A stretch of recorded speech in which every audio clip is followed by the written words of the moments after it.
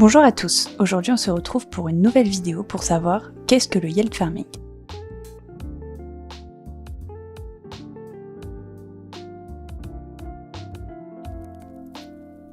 Le terme provient du terme français rendement agricole ou encore extraction de liquidités.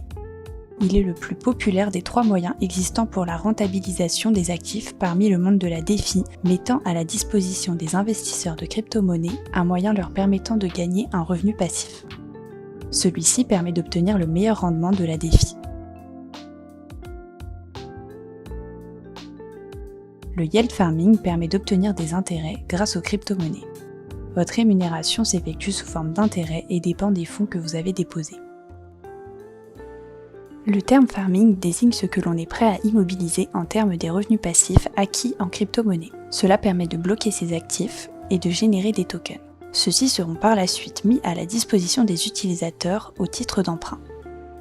Grâce à diverses stratégies mises en place, il est possible pour un farmer de déplacer ses crypto-monnaies entre différentes plateformes. Ce déplacement permet l'augmentation de son rendement. Ce système est complexe pour les débutants puisque aucune des stratégies utilisées n'est connue. Comment le farming fonctionne-t-il ? Celui-ci est un principe consistant à obtenir un revenu passif grâce au dépôt de crypto-monnaies dans un pool de liquidité. Pour rappel, d'après Coin Academy, une pool de liquidité est un ensemble de fonds déposés par les fournisseurs de liquidités dans un smart contract. Parmi les pools de liquidité, nous retrouvons deux catégories. D'une part, les utilisateurs ont la possibilité d'échanger leurs jetons et d'utiliser la paire du jeton. D'autre part, les fournisseurs. Il s'agit des yield farming. Quels sont les risques liés au yield farming ? Il existe différents risques. Tout d'abord, ce n'est pas simple d'en faire. Une fausse manipulation peut vite arriver. Cependant, une fausse manipulation peut être à l'origine des frais importants.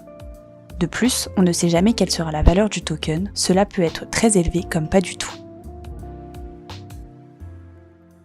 Enfin, restant un système en ligne, la menace principale reste donc le hacking, notamment via le détournement de certains contrats intelligents.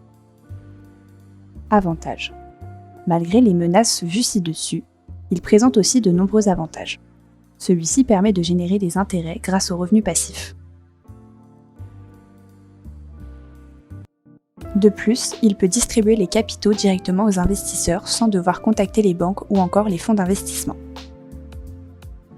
En quoi cela diffère-t-il du stacking ?